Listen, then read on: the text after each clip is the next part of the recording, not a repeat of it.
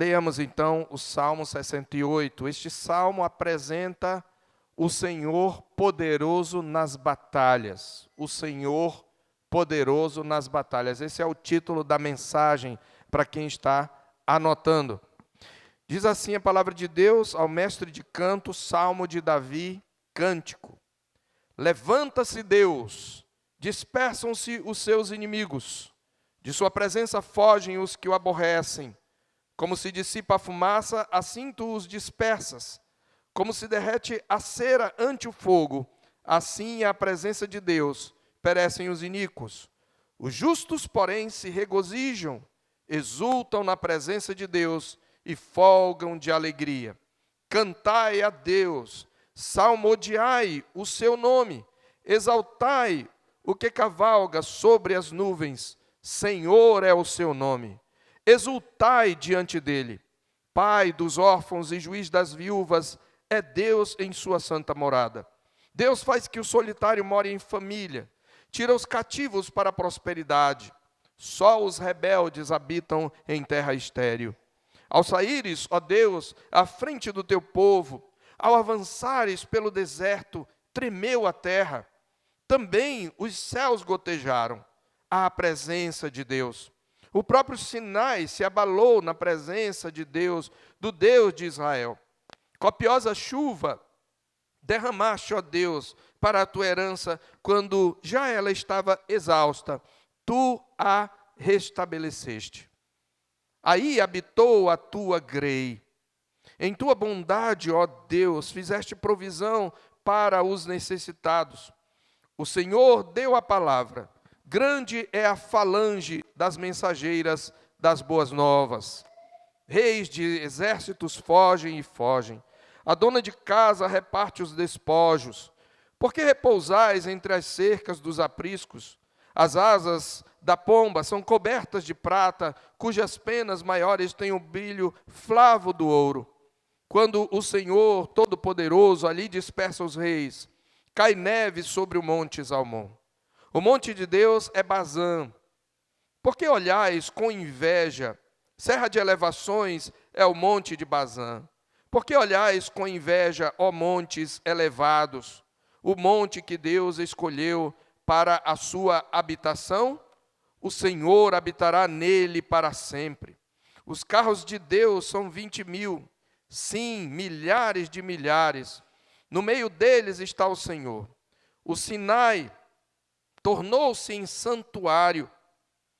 Subiste às alturas, levaste cativo o cativeiro, recebeste homens por dádivas, até mesmo rebeldes, para que o Senhor Deus habite no meio deles. Bendito seja o Senhor, que dia a dia leva o nosso fardo. Deus é a nossa salvação. O nosso Deus é o Deus libertador. Com Deus, o Senhor, está ao escaparmos da morte. Sim, Deus parte a cabeça dos seus inimigos e o cabelo do crânio do que anda nos seus próprios delitos. Disse o Senhor, de Bazã os farei voltar, fá-los-ei tornar das profundezas do mar, para que banhes o pé em sangue, e a língua dos teus cães tenha o seu quinhão dos inimigos. Viu-se, ó Deus, o teu cortejo, o cortejo do meu Deus, do meu rei, no santuário. Os cantores iam adiante, atrás os tocadores de instrumentos de cordas, em meio às donzelas com adufes. Bendizei a Deus nas congregações. Bendizei ao Senhor, vós que sois da estirpe de Israel. Ali está o mais novo, Benjamim, que os precede. Os príncipes de Judá com o seu séquito, os príncipes de Zebulon e os príncipes de Naftali. Reúne, ó Deus, a tua força divina, que usaste a nosso favor, oriunda do teu templo em Jerusalém. Os reis te oferecerão presentes. Reprime a fera dos canaviais, a multidão dos fortes como touros e dos povos com novilhos. Calcai aos pés os que cobiçam barras de prata. Dispersa os povos que se comprazem na guerra. Príncipes vêm do Egito. A Etiópia corre a estender as mãos cheias para Deus. Reinos da terra, cantai a Deus. Salmodiai ao Senhor, àquele que em cima os céus da antiguidade. Eis que ele faz ouvir a sua voz, voz poderosa. Tributai glória a Deus. A sua majestade está sobre Israel, e a sua fortaleza nos espaços siderais. Ó Deus, tu és tremendo nos teus santuários. O Deus de Israel, ele dá força ao seu povo. Bendito seja Deus. Amém. Meus irmãos, às vezes as coisas não são o que parecem ser. Quando nós olhamos para os filhos de Deus espalhados pelo mundo, nós não vemos a princípio diferença alguma em termos de circunstâncias entre eles e aqueles que não conhecem o Senhor. Ambos, o povo de Deus e o mundo, enfrentam doenças, perdas, tragédias, injustiças, calamidades e dores profundas. Em alguns contextos, a vida cristã parece trazer ainda mais aflições. Essa é uma verdade. Muitas vezes, o fato de que assumimos um compromisso com Cristo nos faz, de certa maneira, nos colocar de um lado oposto, muitas vezes àqueles que eram nossos queridos. Em alguns contextos, portanto, a vida cristã até parece ser mais difícil, com mais circunstâncias contrárias. Além disso, aos olhos humanos, o povo de Deus parece fraco, vulnerável, desamparado, sobretudo em seus momentos de desânimo, de incredulidade, pois o povo de Deus ainda redimido é uma comunidade de pecadores. E isso ocorre especialmente em lugares onde a perseguição aperta e a fidelidade ao Evangelho cobra um preço alto. Mas, meus irmãos, as aparências não revelam a realidade última. Por trás do véu das lutas diárias há uma verdade que só pode ser enxergada com os olhos da fé. Os filhos de Deus, mesmo feridos, esta é a verdade. Os filhos de Deus, mesmo feridos, mesmo aflitos, mesmo cambaleando na batalha, estão sendo conduzidos em triunfo por Cristo, o seu general. É essa certeza que Paulo proclama em 2 Coríntios 2,14. Aliás, um texto nascido num período de lutas por fora e temores por dentro, para usar palavras do próprio apóstolo. Quando tudo parecia fracasso, Paulo já escrevia a 4ª carta aos Coríntios. Nós tivemos 4 cartas, das quais só sobreviveram 2. E a 2ª carta aos Coríntios provavelmente era a 4ª carta. Ele narra lutas que ele teve porque não encontrou naquela igreja a resposta ao evangelho que ele queria ter e ainda estava sendo atacado. Mas Paulo, ele proclama uma certeza no meio dessas batalhas. Quando tudo parece fracasso, ele declara em 2 Coríntios 2,14: graças, porém, a Deus, que em Cristo sempre nos conduz em triunfo. Observe que ele diz, graças, porém, a Deus, que em Cristo sempre nos conduz em triunfo. Essa afirmação, por óbvio, não descreve uma vitória ocasional, mas um estado constante. Em Cristo, a marcha do povo de Deus nunca é uma marcha para a derrota. É sempre uma marcha de vitória, ainda que essa vitória, por ora, esteja escondida sob o peso das lutas e até dos retrocessos. O triunfo dos cristãos serve, como diz o restante do versículo, para espalhar por todo lugar o bom perfume de Cristo, que é o perfume do conhecimento de Cristo. Isso, meus irmãos, porque, de fato, as lutas servem para mostrar que somos fracos, mas Ele é forte. Que nós somos frágeis, mas Ele é poderoso. Somos pequenos, mas marchamos atrás de um Deus que é poderoso nas batalhas. É essa a verdade que as aparências escondem, que o Salmo 68 proclama com força extraordinária. Nele nós vemos o Senhor Deus marchando à frente do seu povo Israel, dispersando inimigos, concedendo vitórias, guiando a sua igreja desde o Egito até os confins da terra. E como nós aprenderemos, esse mesmo Deus continua conduzindo hoje o seu povo em uma marcha triunfante. Irmãos, trazendo um pouco do contexto, o Salmo 68 Quando nós o observamos atentamente, nós verificamos que ele contém vários temas. Inclusive, isto levou alguns comentaristas a considerar este salmo uma coleção de vários cânticos reunidos. E é bem possível que Davi, a quem é atribuído este salmo, tenha feito isto porque verificamos ao longo do saltério trechos que se repetem em salmos distintos e trechos de salmos que estão lá por exemplo, em 2 Samuel, quando ele recebe de Deus o descanso de todas as suas lutas. A gente viu que, por exemplo, alguns salmos, eles trazem trechos de outro salmo. Nós já, inclusive, abordamos 2 salmos juntos que contêm basicamente as mesmas verdades. E sobre essa profusão de louvores e de temas, um autor chamado Derek Kidner, no seu comentário, afirma que esse salmo ele corre como cataratas e que ele é um dos mais impetuosos e eufóricos do saltério inteiro. Mas, apesar dessa variedade de imagens, há, meus irmãos, um fio temático que unifica todo o salmo. E o fio temático é o cortejo triunfal do Senhor como Rei vitorioso, regressando das batalhas e sendo solenemente entronizado em Sião, na representação da Arca da Aliança. É isto que o Salmo, de um modo geral, vai descrever.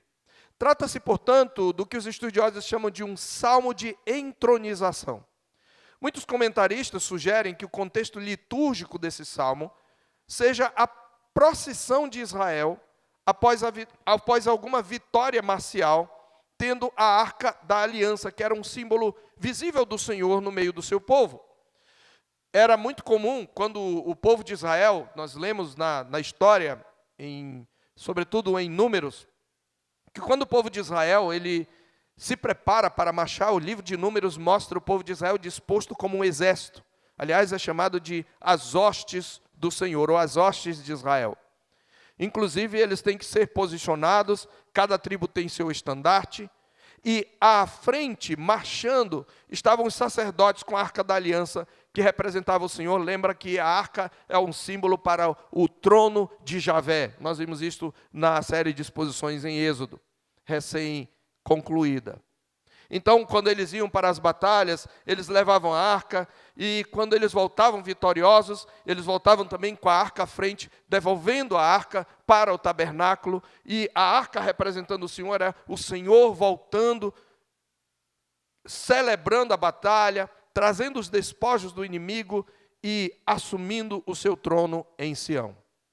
Segundo Derek Kidner, de novo, o salmo pode ter sido composto, inclusive, para a procissão de Davi com a arca, quando ele a trouxe, lembra, conforme 2 Samuel 6, ele trouxe a arca com alegria, com danças, da casa de Obed-edom até a cidade de Davi, fortaleza que ele havia conquistado. Aliás, na nossa liturgia, coincidentemente ou providencialmente, nós vimos a conquista da cidade de Jerusalém por Davi, no texto que nós lemos na liturgia, na parte inicial.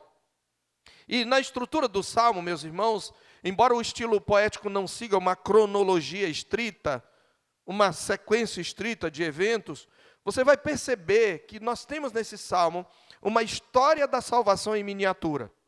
Você vai ver, por exemplo, do verso 1 ao 8, lembre que nós estamos numa poesia, ele não está contando uma história em prosa, então você vai ter algumas variações, mas você vai ver, em linhas gerais, o Senhor conduzindo o seu povo em triunfo, primeiro do Egito ao Sinai, do verso 1 ao verso 8.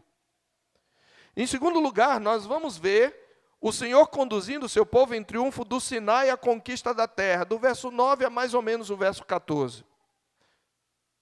E depois você vai ver, em terceiro lugar, o Senhor conduzindo o seu povo em triunfo do Sinai a Sião. Lembra que o Sinai ficou no meio da viagem? Eles ficaram 1 ano no Sinai, quando eles receberam o livro da aliança, a lei, os 10 mandamentos, e só depois de 1 ano, um pouco mais de 1 ano, eles foram e peregrinaram, e por causa da sua desobediência ainda ficaram 40 anos circulando no deserto até chegarem a Sião. Então nós vamos ver do Egito ao Sinai, do Sinai a conquista da terra, E depois da conquista da terra, a conquista de Sião, dos versos 15 a 30, em terceiro lugar. E por fim, nós vamos ver o Senhor conduzindo o seu povo em triunfo, de Sião para as nações. Uma projeção missiológica da glória de Deus, dos versos 31 a 35, onde as nações são convidadas a reconhecer o reinado do Senhor. E antes de começar propriamente a exposição, o desenvolvimento dessa mensagem, eu quero relembrar que o Salmo 68 ainda está dentro do livro 2, lembra? Quem acompanhou nas quartas-feiras a introdução aos Salmos, sabe que o Saltério é dividido em 5 livros, e as nossas traduções elas vão trazer, se você passar 2 páginas aí, mais ou menos 3 páginas, no Salmo 73 você vai encontrar em letras garrafais e em negrito a expressão livro 3, certo? Então nós já vimos o livro 1 e o livro 2, e seguindo a proposta de O. Palmer Robertson, no seu livro Fluxo dos Salmos, ele diz que os salmos foram coletados e foram colocados numa ordem que exatamente expressa a história da salvação, sendo que o primeiro volume narra principalmente as lutas de Davi pela implantação do reino, e o Palmer Robertson resume na palavra confrontação. O povo de Israel é confrontado pelos seus inimigos. Aliás, o rei ungido de Deus, Davi, uma figura messiânica, embora um personagem real, é confrontado. Mas o livro 2, o Palmer Robertson resume na palavra comunicação, porque a confrontação existe, mas agora há uma preocupação em comunicar para os inimigos quem é o seu Deus. E é por isso que você tem salmos que vão convidar as nações a crer no Senhor. Então, tendo isto em mente, eu quero começar essa exposição com uma proposição que resume a nossa mensagem. E a proposição, que eu coloco aqui em forma de princípio, é esta: o Senhor, poderoso nas batalhas, guia seu povo em marcha triunfante, até que todas as nações reconheçam que somente Ele é Deus. Eu vou repetir: o Senhor, poderoso nas batalhas, guia o seu povo em marcha triunfante, até que todas as nações reconheçam que somente Ele é Deus. Esse é um resumo da história da salvação. E é isto que o Salmo vai celebrar. E se este Salmo foi composto por Davi por ocasião da condução da arca para o tabernáculo em Sião, recém-conquistada, faz todo sentido. Porque Davi, depois de todas as lutas, assume o trono do Senhor em Jerusalém, e ele já tem do Senhor a promessa de que um dos seus descendentes, o seu filho, reinaria para sempre sobre todas as nações da terra, em 2 Samuel capítulo 7. Aliás, melhor dizendo, ele, logo depois de introduzir a arca em Sião, em Jerusalém, no capítulo 7 vai haver a aliança do Senhor com Davi, que nós chamamos de aliança davídica, ou aliança do reino.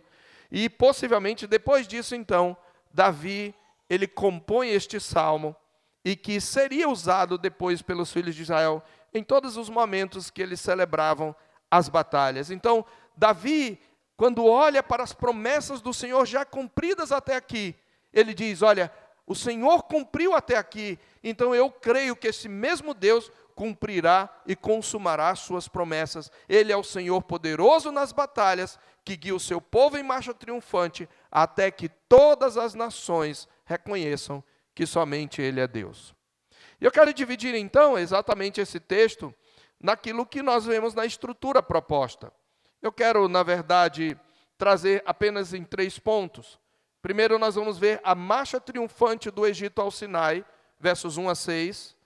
Segundo, a marcha triunfante do Sinai à terra prometida, versos 9 a 14. Terceiro, a marcha triunfante de Sião aos confins da terra, versos 28 a 35. Então veja que Davi, ele está celebrando a Deus, mas ele não começa com uma convocação ao louvor. Alguns salmos de louvor, eles começam com uma convocação. Por exemplo, o Salmo 66 diz: aclamai a Deus toda a terra. Ou o Salmo 98, 96 e 98 diz: cantai ao Senhor um cântico novo. O Salmo 100 diz: celebrai ao Senhor todas as terras. Mas aqui, Davi começa com uma palavra litúrgica que já existia. Ele diz: levanta-se Deus, dispersam-se os seus inimigos. Ou poderia ser traduzido: levanta Deus, que Deus se levante e que os seus inimigos sejam dispersos. A figura aqui é de um guerreiro que estava como que dormindo, ou que estava assentado, descansando, e de repente ele se arma, ele veste sua armadura, ele empunha sua espada e ele sai para vencer os inimigos. Mas aqui é um rei guerreiro, é um general. Ele está à frente do povo e ele vai brandindo a sua espada, e os seus inimigos vão correndo e fugindo e se espalhando, e aqueles que não fogem são destruídos. Por isso ele descreve os inimigos sendo dispersos. Veja, de sua presença fogem os que o aborrecem, os que o odeiam. Como se dissipa a fumaça, assim tu os dispersas. Como se derrete a cera ante o fogo, assim a presença de Deus perecem os iníquos. Aí, num contraste, ele diz: os justos, porém, se regozijam quando Deus se levanta para marchar triunfante. Eles exultam na presença de Deus e folgam de alegria. Kidner observa que o Salmo está começando com uma reprodução das palavras litúrgicas usadas quando a arca iniciava as suas jornadas. Lá em Números, capítulo 10, verso 35, peço que você abra lá, é um texto paralelo. Está escrito, Números é o livro que narra as peregrinações de Israel. Isso nos coloca um contexto histórico. Davi está olhando para o passado e ele está vendo as peregrinações de Israel, do Egito ao Sinai. E em Números, onde é narrada, porque tem Êxodo, que narra até o Sinai, você tem Levítico, que é o Código de Santidade, é um livro das leis. Há uma interrupção da narrativa para um texto mais legal, no sentido de lei, né, de legislar. E depois Números retoma a peregrinação de Israel. E nesse contexto, olha o que está escrito em Números 10, 35, 33 em diante, logo depois da entrega da lei. Partiram, pois, do monte do Senhor, caminho de 3 dias. A arca da aliança do Senhor ia adiante deles, caminho de 3 dias, para lhes deparar lugar de descanso. A arca, lembra, é o símbolo da presença de Deus. Mas ele lembra, o tabernáculo já tinha sido feito. Diz assim: a nuvem do Senhor pairava sobre eles de dia, quando partiam do arraial. Lembra aquela nuvem que eles chamavam de Shekinah, que é uma palavra que significa em hebraico habitação? Ela pousava no Santo dos Santos, exatamente no ponto onde estava a arca. Mas olha o que acontecia. A nuvem do Senhor pairava sobre eles de dia, quando partiam do arraial. Partindo a arca, quando a arca partia, Moisés dizia: levanta-te, Senhor, e dissipados sejam os teus inimigos, e fujam diante de ti os que te odeiam. As mesmas palavras, a mesma fraseologia de Davi, no Salmo 68. E quando pousava, dizia: volta, ó Senhor, para os milhares e milhares de Israel. Essas são palavras litúrgicas, né? Liturgia tem a ver com um tipo de culto. Não era aqui um culto solene, mas há uma palavra litúrgica. E sabe de uma coisa, irmãos? Era o Senhor que dizia quando eles deveriam acampar e quando eles deveriam seguir. Quando a nuvem pousava num lugar, eles sabiam que ali eles tinham que armar o tabernáculo, colocando o Santo dos Santos exatamente abaixo de onde estava, embaixo de onde estava a nuvem. Mas quando a nuvem se levantava e se movimentava, eles sabiam que tinha que levantar acampamento e prosseguir. E eles tinham que tocar a trombeta, o chofar, para que o povo de Israel marchasse. Então, quando a nuvem se levantava, Moisés dizia: levanta-te, Senhor, e dissipados sejam os teus inimigos. Então, o que o salmista aqui, Davi, voltando para o nosso salmo, está a fazer é exatamente repetir as palavras de Moisés, usadas quando a arca iniciava suas jornadas. Lembra?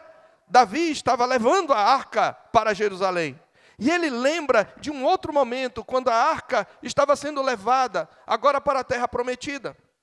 E embora a alusão remeta ao período das peregrinações após o Êxodo, Davi está aplicando esse clamor a toda a obra do Senhor, desde a libertação do Egito, quando Deus começou a dispersar os inimigos do seu povo, enquanto este se alegrava diante dele. Então, após recordar os atos de Deus na história da salvação, o salmista convoca todo o povo a cantar ao rei vitorioso. Veja o verso 4. Cantai a Deus, salmodiai o seu nome, exaltai o que cavalga sobre as nuvens. Lembra? Ele está na nuvem. O Senhor é o seu nome, exultai diante dele. Ele está convocando o povo para exaltar o Senhor. E ele destaca o caráter do Senhor como não apenas um rei guerreiro. Ele contrasta a força do guerreiro que dispersa os inimigos com a candura do protetor dos desamparados. Ele cita aqui as duas figuras em Israel do desamparado, o órfão e as viúvas. Ele diz: Pai dos órfãos e juiz das viúvas é Deus em sua santa morada. Os órfãos e viúvas aqui são um símbolo, ou são uma figura para o próprio povo de Israel. Porque no Egito não era como estava o povo de Israel, frágil, desamparado, diante de nações poderosas. Mas o Senhor é o protetor dos desamparados. E é por isso que, em seguida, Davi descreve o poder e a provisão divina guiando Israel até o Sinai. Então, primeiro ele dispersa os inimigos, ele caminha até o Sinai com o povo, onde o povo contempla as manifestações tremendas da glória de Deus e recebe a lei e o livro da aliança. Veja os versos 7 e 8. Deus faz que o solitário more em família, tira os cativos para a prosperidade. Só os rebeldes habitam em terra estéril. E aí ele descreve a peregrinação. Ao saíres, ó Deus, à frente do teu povo, ao avançares pelo deserto, por onde Israel peregrinou, tremeu a terra. Também os céus gotejaram, a presença de Deus, o próprio Sinai se abalou na presença de Deus, do Deus de Israel. Nós lembramos, quem acompanhou a série, está lá no YouTube, a série de exposições em Êxodo, quando o próprio monte tremia e fumegava, e eles ouviram grande clangor de trombetas, e trovões, e terremoto, e fumaça. E tudo isso gerou um temor, um terror no povo. E Davi está lembrando essa história do Êxodo, quando o Senhor marcha triunfante e depois ele pousa, a sua glória pousa como um fogo consumidor no cume do Sinai. Então é o que Davi está mostrando, as manifestações tremendas de Deus. Alan Harman, outro comentarista, observa que esse retrato também ecoa o cântico de Débora. Se você abrir a palavra de Deus em Juízes, capítulo 5, que é um outro momento quando Deus concedeu vitória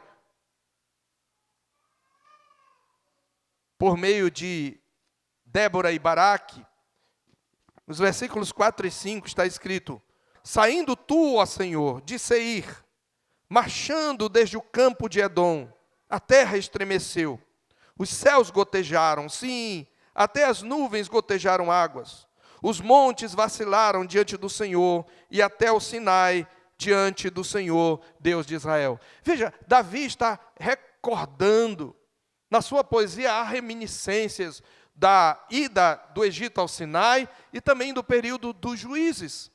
Então ele está mostrando, queridos, o poder e a provisão divina guiando Israel até o Sinai e mostrando a sua glória, mostrando que o Sinai foi o lugar da revelação do Deus da aliança. Ele está lembrando que Deus ia adiante do seu povo. Nós devemos lembrar também do que está em Êxodo, no capítulo 13. O Senhor é descrito como guiando o seu povo no verso 21. O Senhor ia adiante deles durante o dia, numa coluna de nuvem, para os guiar pelo caminho. Durante a noite, numa coluna de fogo, para os alumiar, a fim de que caminhassem de dia e de noite. Ele é o Deus que conduziu o seu povo em marcha triunfante, libertando-os do Egito, levando-os ao Sinai e revelando a sua glória a eles naquele monte onde lhes deu a lei, onde fez com eles aliança e fez deles o seu povo. Nós precisamos lembrar dessa história, porque essa história no passado prova, evidencia, porque são fatos verídicos, e estão na Escritura, que Deus sempre conduz em triunfo o seu povo. Mas quando você lê a história do povo, você não vai ver o povo se sentindo forte. Pelo contrário, ele nem sequer demonstra fé. Ele o tempo todo murmura, ele acha que o Senhor o abandonou, mas o Senhor o conduz ainda assim em triunfo. Eles eram como nós, teimosos, muitas vezes incrédulos, desanimados, murmuradores, mas Deus os conduziu em triunfo até o Sinai. Em segundo lugar, então, nós vemos a marcha triunfante do Sinai à terra prometida, versos 9 a 14. A partir do verso 9, você vai observar que Davi rememora as vitórias concedidas por Deus durante a jornada rumo à terra prometida. Primeiro, Deus mandou copiosa chuva para a herança dele. Quando ela já estava exausta, ele diz, tu a restabeleceste. Você lembra, nos momentos de sede, nas peregrinações, como Deus fez por 2 vezes sair água da rocha, quando Deus transformou águas amargas em águas potáveis, que poderiam ser bebidas, quando Deus mandou codornizes, e Deus derrama chuva sobre a sua herança. E no verso 10, fica claro que eles chegaram à terra prometida, porque ele diz, aí habitou a tua grei. Na verdade, quando ele diz, copiosa chuva derramaste para a tua herança, ele também está falando não só do povo, mas da terra que era tida como herança. Grei é um sinônimo de rebanho, ovelhas. Aí habitou a tua grei, em tua bondade, ó Deus, fizeste provisão para os necessitados. Então, o que ele está aqui descrevendo é a jornada rumo à terra prometida. E quando eles chegam à terra prometida, o que eles encontram? Inimigos, guerreiros gigantes, armados até os dentes, habitando em cidades fortificadas. Cidade de Jericó, a cidade de Ai e outras cidades. E eles vão ter que guerrear. Eles precisam crer que Deus é quem lhes dá vitória, mas eles têm que guerrear, demonstrando a sua fé. E o que Davi vai exatamente descrever é o Senhor derrotando os inimigos, já agora com Josué, quando ele adentra a terra. Na verdade, antes de Josué, com Moisés, porque no livro de Deuteronômio nós temos a vitória do povo de Israel sobre Seom, rei dos amorreus, Seom, rei de Esbom, e Og, rei de Bazã. Na Transjordânia, antes de atravessar o Jordão, o Senhor já lhes deu terra através de Moisés. Josué, obviamente, ali já estava a guerrear, mas Moisés ainda era o líder. E ele lhes deu a terra desses reis. Aliás, Seom e Og eram reis gigantes, eles eram como Golias. Ele era um homem enorme, mas o Senhor lhes deu a terra. E depois que eles atravessaram, o Senhor lhes deu Jericó, lhes deu Ai e todas as cidades do Jordão. É isso que Davi está a descrever aqui, veja o verso 11. O Senhor deu a palavra, grande é a falange das mensageiras das boas novas. O que ele está falando aí? Falange é um sinônimo de pelotão, de exército, de pequeno exército. Ele está falando de um exército de mensageiras. Ele está falando das mulheres. E em que sentido elas são mensageiras das boas novas? É que quando o Senhor trazia vitória, as mulheres costumavam sair para cantar com tamboris e exaltar o Senhor. Lembra de Miriam, Êxodo capítulo 15? Ela saiu atrás de Moisés e as mulheres atrás dela, dizendo, cantai ao Senhor, porque triunfou gloriosamente. A própria Débora faz um cântico. E depois, você lembra quando Davi começa a ferir muitas pessoas, em 1 Samuel capítulo 18, as mulheres diziam, Saul feriu seus milhares, porém Davi os seus 10 milhares. Ao cantarem, elas estão anunciando a vitória, elas são mensageiras das boas novas. É isso que ele está dizendo, o Senhor deu a palavra e essas mulheres estão a anunciar. E por que isso é importante? Porque mulheres não eram guerreiras, com raras exceções. Apesar do que o feminismo quer fazer acreditar, embora tenha havido mulheres guerreiras, mas os guerreiros, na sua maioria, são homens. E quando ele diz que mulheres vão anunciar as boas novas, ele está dizendo aquelas que não eram de luta física, mas elas celebram a vitória, porque o Senhor dá a vitória para elas também. Por isso ele diz, reis de exércitos fogem e fogem, a dona de casa reparte os despojos. Por quê? Porque quando eles entravam na cidade, destruíam os inimigos, todas as riquezas da cidade ficavam com eles. Aliás, as casas foram habitadas por Israel. Então as mulheres chegavam, ocupavam as casas e repartiam os despojos. Aliás, isso na verdade começou no Egito, lembra? Quando eles saíram, ele disse, cada mulher pede à sua senhora, cada homem ao seu senhor, e eu despojarei os egípcios. Essa é a ideia. Pessoas que não estão na guerra, que não são guerreiras, vão desfrutar. É a imagem de um Deus forte, que dá vitória e riquezas a um povo fraco. Então, ali, novamente, na terra de Canaã, os inimigos do Senhor foram dispersos. Então, essa é a cena, a conquista de Canaã, com reis poderosos, como Seom e Og, fugindo diante do Senhor, enquanto as mulheres anunciavam e celebravam a vitória.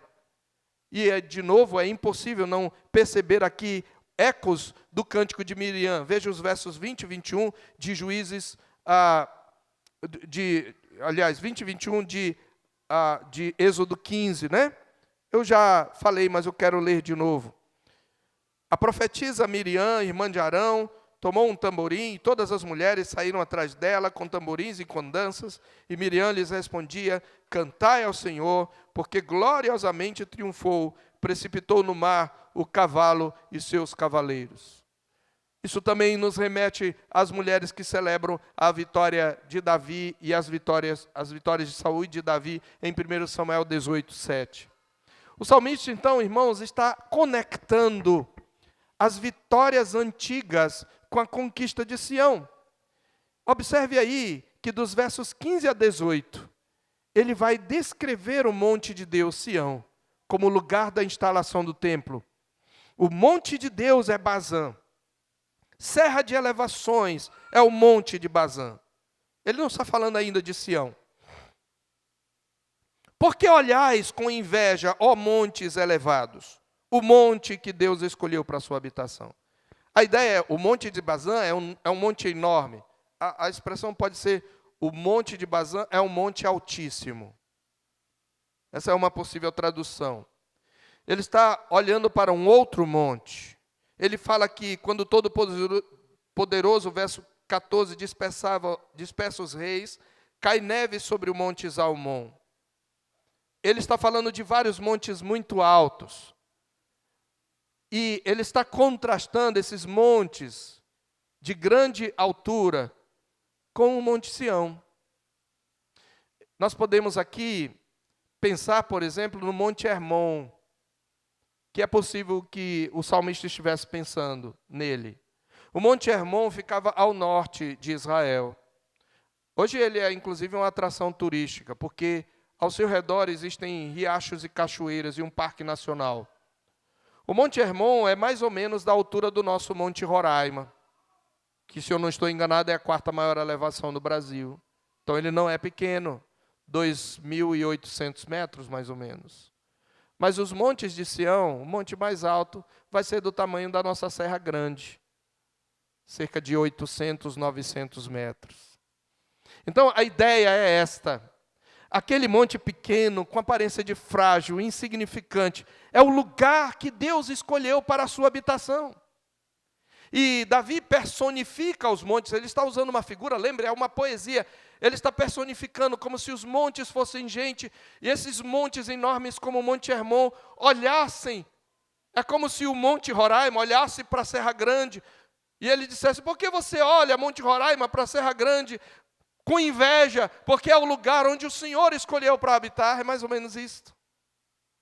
Porque o que ele está exatamente a enfatizar é aquilo que nós começamos a falar na nossa introdução. Aparentemente esse povo é frágil, esse povo é pequeno. Você já viu o tamanho de Israel? Ainda hoje, como nação, esse povo é pequeno. Mas lembremos-nos, Sião é um tipo da igreja. O autor de Hebreus vai dizer que nós chegamos ao Monte Sião, que é a mesma igreja dos primogênitos. Quando o mundo olha para a igreja, é um povo pequeno, é um povo fraco, é um povo insignificante, é um povo desprezível. Mas o mundo, no fundo, tem inveja. E é isso que Davi está dizendo, meus irmãos. Ele está dizendo, os montes de Bazã, que é provavelmente o Monte Hermon, representavam grandeza e poder, mas ele não foi escolhido. O Senhor escolheu a Sião, aquele pequeno monte, como a montanha da sua herança. E é de lá que ele reinará. Lá seria construído o templo. Um comentarista explica que ao descrever a entronização divina em Jerusalém, que ficava no Monte Sião, o salmista está apresentando exatamente a arca a avançar como carro-trono do Deus invisível, acompanhada pelas hostes celestiais. Observa no verso 17. Os carros de Deus são 20.000, sim, milhares de milhares. No meio deles está o Senhor. O Sinai tornou-se em santuário. Aí ele mistura tudo, como é típico da poesia, não é? Ele mistura Sião com Sinai, porque tudo é um monte de Deus. E ele está a dizer, quando ele diz, os carros de Deus são milhares, Davi está imaginando as hostes de anjos, quando a arca está se aproximando, hostes de anjos, não vistos pela maioria dos homens, estavam acompanhando aquele cortejo triunfal. E sabe o que eles diziam? O que está no Salmo 24, outro salmo de entronização, pelo menos sua segunda parte. Levantai, ó portas, as vossas cabeças. Levantai-vos, ó portais eternos, para que entre o Rei da Glória. Quem é o Rei da Glória? O Senhor forte e poderoso. O Senhor poderoso nas batalhas. Davi está comentando, onde Deus estiver, ali estará o Sinai. Por isso ele cita Sinai e não Sião. Assim, quando Deus sobe às alturas, aqui no verso 18, ele vai descrever, então, a arca subindo a Sião. E ele diz, subiste às alturas, levaste cativo o cativeiro, recebeste homens por dádivas, até mesmo rebeldes, para que o Senhor Deus habite no meio deles. Essa é a ascensão do trono, da arca para o trono. E, meus irmãos, o Senhor, o que Davi está aqui mostrando é a imagem do rei guerreiro, que venceu seus inimigos e que trouxe alguns deles como prisioneiros para servirem ao seu reino. Esse era um costume dos reis antigos. Lembra de Daniel? Nabucodonosor pegou gente da nobreza e levou para servir. Neemias é um copeiro do rei, isso era um costume. E ele está usando a figura do Senhor como esse grande rei guerreiro, que conquistou pessoas, e na verdade, ele conquistou seu próprio povo que era escravo, não é? O seu povo é a sua herança, é o seu tesouro. E ele é o tesouro do seu povo. Então é neste sentido que ele está dizendo, o Senhor subiu às alturas, o Senhor levou cativo o cativeiro, o Senhor trouxe escravos àqueles que escravizavam teu povo, e o Senhor os recebeu como dádivas. Até mesmo os rebeldes se tornaram tua herança. E a procissão conclui o êxodo. A partir do verso 19, então, Davi bendiz o Senhor, recordando sua proteção e vitória sobre os inimigos. Bendito seja Deus. Ele olha para trás, ele vê a experiência de Israel no período do êxodo, ele vê a experiência de Israel no período dos juízos. Lembra que ele está ecoando cânticos de Débora. E ele vê a experiência de Israel no seu tempo, que é a vitória mais recente. E é por isso que ele olha o tempo todo que nessa história Deus sempre conduziu em triunfo este povo frágil. Por isso no verso 19 ele diz, bendito seja o Senhor, que dia a dia leva o nosso fardo. Deus é a nossa salvação. Uma tradução possível seria, bendito seja o Senhor, que dia a dia nos carrega como o pastor carrega a sua ovelha no seu colo. E então, em terceiro e último lugar, Davi vai mostrar a marcha triunfante de Sião até os confins da terra. Davi, em termos de história, só pode chegar até ali. Davi vê realizadas as promessas do Senhor ao seu povo. O povo habitava agora descansado sob um rei justo. Mas Davi sabia que aquele não era o fim. Era um prelúdio para o futuro. Por isso Davi agora, olhando o que Deus fez até aqui, ele olha para o futuro e diz: o Senhor continuará reinando e ele vai consumar o seu domínio sobre todas as nações. Versos 28 em diante. Na verdade, eu queria ainda só mostrar que ele bendiz a Deus. Ele diz: o nosso Deus é o Deus libertador, no verso 20. Com Deus o Senhor está ao escaparmos à morte. Ele descreve Deus partindo a cabeça dos seus inimigos. E no verso 24 ele descreve o cortejo da arca. Viu-se, ó Deus, o teu cortejo, o cortejo do meu Deus, do meu rei no santuário. Ele descreve os cantores que iam adiante e atrás os tocadores, em meio às donzelas com adufes. E ele convoca o povo dizendo: bendizei a Deus nas congregações, bendizei ao Senhor, vós que sois da estirpe de Israel. Ele imagina Benjamim, que precede os outros, e os príncipes de Judá, e os príncipes de Zebulon, e à guisa de exemplo, ele cita algumas tribos de Israel, mas a partir do verso 28, ele vai descrever um evento futuro, ele vai profetizar um evento futuro, a marcha triunfante desse rei, o rei de Israel, o Senhor, Javé. Ela não vai parar na Sião terrena, ela vai avançar até os confins da terra. Aqui temos um alcance missionário deste salmo. Tendo narrado a conquista de Sião, Davi então lança os olhos para o futuro.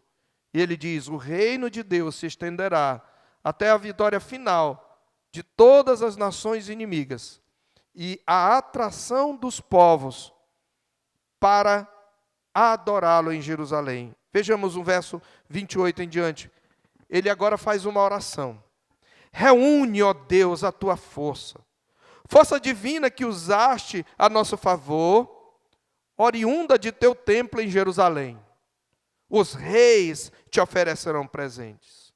Reprime a fera, ou a besta, fera dos canaviais. Reprime a multidão dos fortes como touros e dos povos com novilhos. Calcai aos pés, ou seja, pisem aos pés os que cobiçam barras de prata. Dispersa os povos que se comprazem na guerra. Mas logo em seguida, ele vai agora anunciar profeticamente: príncipes vêm do Egito.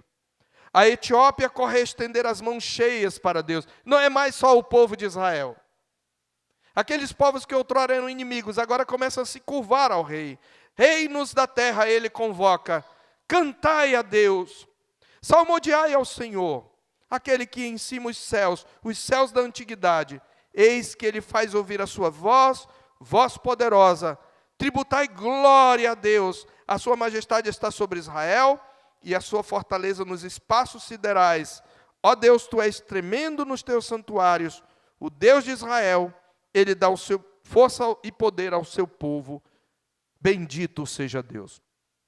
Essa perspectiva escatológica, irmãos, ela culmina em Apocalipse. O que Davi está fazendo é uma antecipação do Apocalipse. Em Apocalipse capítulo 21, a palavra de Deus, ela vai descrever esse rei triunfante. Porque Javé, o rei triunfante, se fez carne. E ele veio a este mundo para subjugar os principados e potestades, e ele o fez na cruz, diz a palavra de Deus em Colossenses capítulo 2. E ele ressuscitou vencendo a morte, e um dia ele virá para implantar, para criar novos céus e nova terra. Observe aí no capítulo 21 de Apocalipse, versículo 24. As nações andarão mediante a sua luz, e os reis da terra lhe trazem a sua glória. Esse é só um trecho pequeno, Mas esse rei guerreiro, ele é descrito também no capítulo 19, no versículo 11. O Cristo encarnado, diz João, vi o céu aberto e eis um cavalo branco. O seu cavaleiro se chama Fiel e Verdadeiro e julga e peleja com justiça. Os seus olhos são chama de fogo, na sua cabeça há muitos diademas. Tem um nome escrito que ninguém conhece, senão ele mesmo. Está vestido com um manto tinto de sangue e o seu nome se chama o Verbo de Deus. E seguiam-no os exércitos que há no céu, montando cavalos brancos, com vestiduras de linho finíssimo, branco e puro. Sai da sua boca uma espada afiada para com ela ferir as nações. E ele mesmo as regerá com cetro de ferro e pessoalmente pisa o lagar do vinho do furor da ira do Deus Todo-Poderoso. Tem no seu manto e na sua coxa o nome escrito, Rei dos Reis e Senhor dos Senhores. Aleluia! Esse é o nosso rei.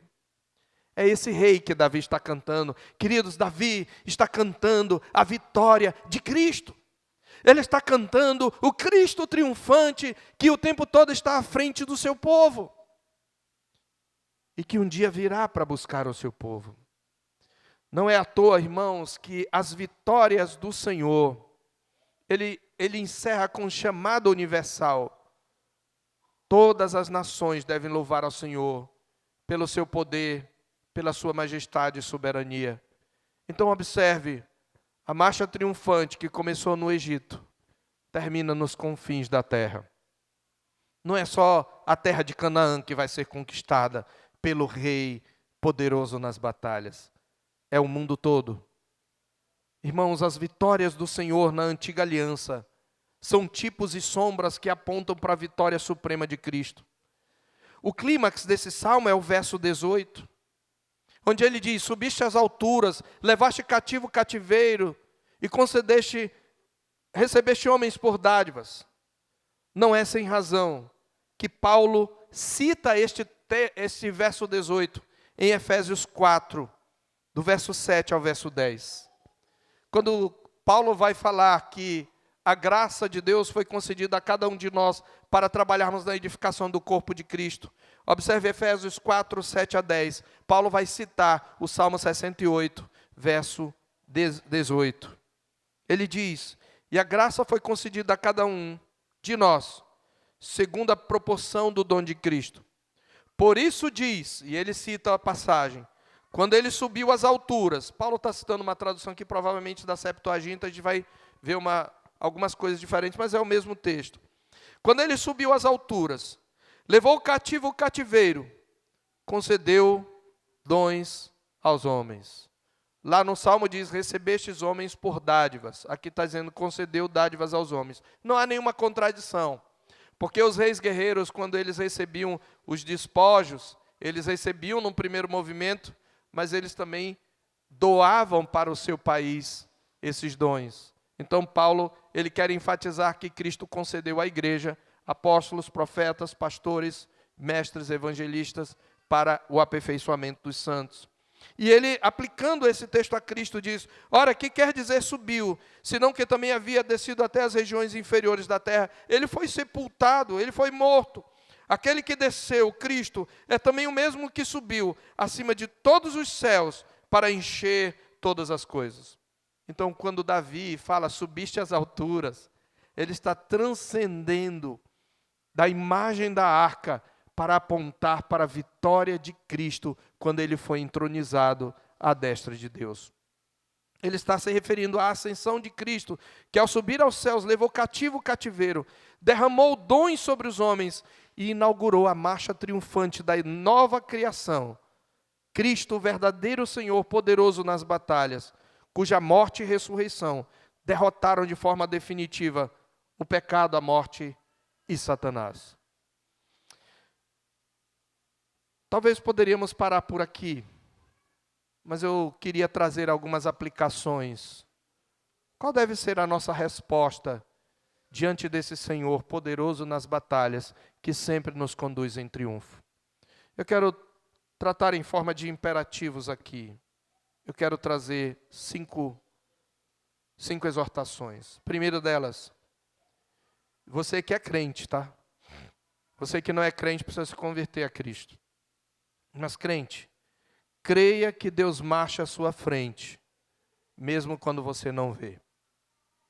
Creia que Deus marcha à sua frente, mesmo quando você não vê. A Bíblia diz que nós não andamos pelo que vemos, mas por fé, visto que andamos por fé e não pelo que vemos. Não interprete a sua vida pela aparência das circunstâncias. Porque o mesmo Deus que guiou Israel no deserto e derrotou exércitos poderosos, é o Deus que conduz hoje cada passo da sua jornada.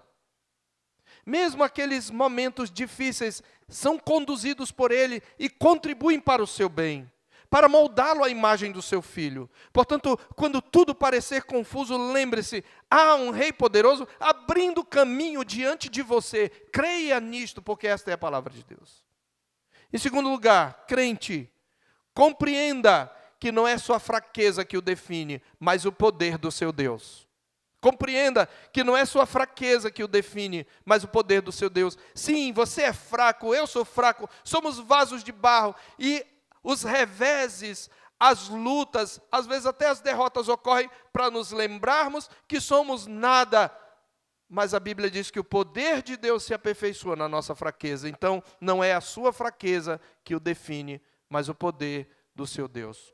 Os cristãos podem parecer frágeis, e de fato são, mas não é a fraqueza do povo de Deus que determina o resultado da sua batalha, e sim a força do seu general. Em suas dores, aflições e lágrimas, pregue sempre ao seu coração: eu sou fraco, mas o meu Deus é poderoso nas batalhas. Em terceiro lugar, crente, levante a sua voz em louvor, mesmo em meio às lutas. Cante a Deus, entoe louvores. Israel cantou quando ainda estava caminhando.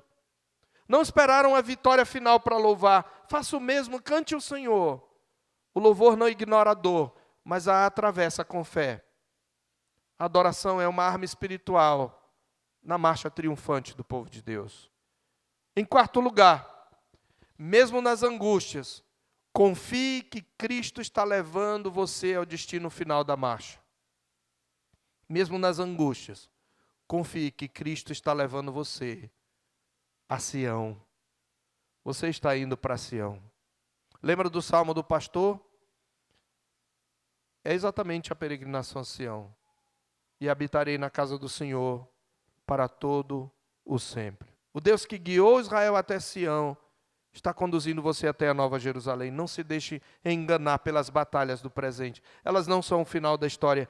Cristo está entronizado com o seu povo e nada poderá frustrar o plano dele, que reina para sempre. E quinto e último lugar, proclame entre as nações a grandeza do Rei vitorioso. É isso que fazemos todo dia do Senhor.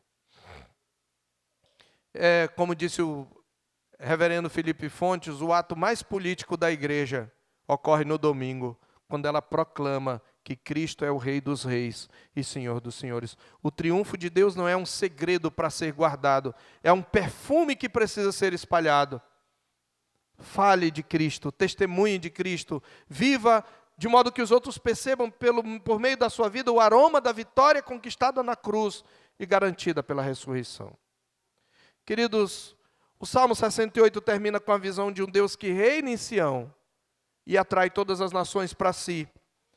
Essa visão se cumpre plenamente em Cristo, o Senhor nas batalhas, o Senhor poderoso nas batalhas, que derrotou o pecado, a morte e o inferno, que subiu às alturas, levou cativo o cativeiro, derramou dons sobre a igreja e agora marcha à frente do seu povo, conduzindo-o em triunfo. Ele virá outra vez. Como Davi, nós devemos crer. Se ele fez tudo o que fez, se cremos nos eventos narrados na Escritura, se tudo se cumpriu, se ele já veio, se ele ressuscitou, ele virá outra vez.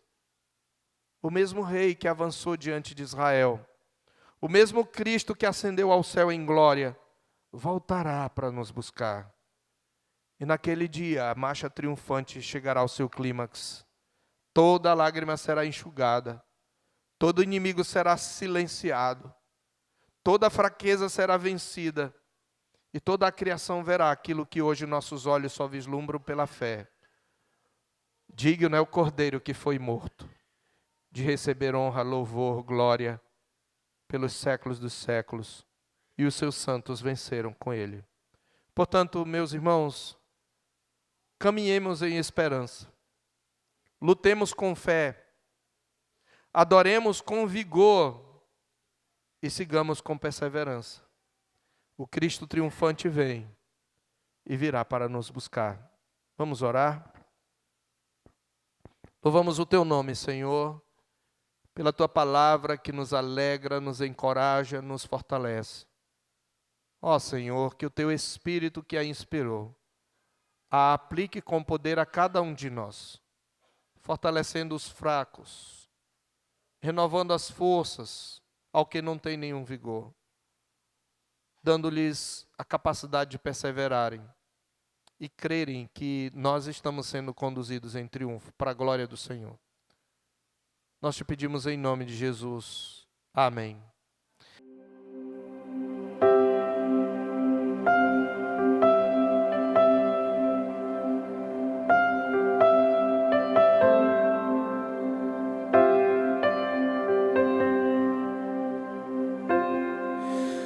Tu és bem-vindo aqui.